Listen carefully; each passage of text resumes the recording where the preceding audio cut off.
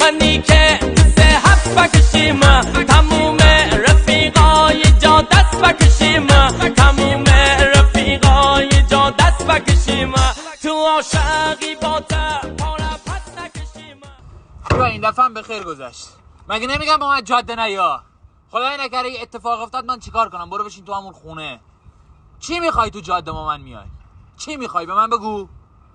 باید یه فرقی بین من و بقیه وجود داشته باشه یا نه؟ بقیه تو خونه نشستن خوش میگذرونن، ولی من با تو سختی‌های جاده و وجود میخرم و باهات میام و میدونم نونی که داری در میاری تو جاده خیلی خطرناکه که اگه خدای نکرده اتفاقی میخواد برات بیفته واسه جفتمون بیفته. میدونم همه حرفات درسته، ولی نمیخوام یه تار موثر تو کم بشه. من شب تا روز دارم با این آهن میرم تو جاده واسه تو جون میگنم، واسه خودمون. نمیخوام اتفاقی واسه تو بیفته. پس بشین تو خونه، حادثه خبر نمیکنه.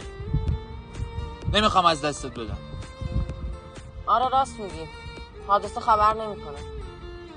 دقیقا مثل همون روزی که اومدی شدی همه دنیا. مرگ یک بار، شیون هم یک بار.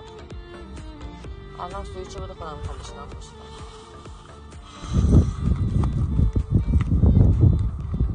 خدا این چی بود دادی من؟ حرف نزن باشه بابا، بد دنده میدی. تو پر پرواز منی، تو خوشگل ناز منی، تو گیتار و ساز منی،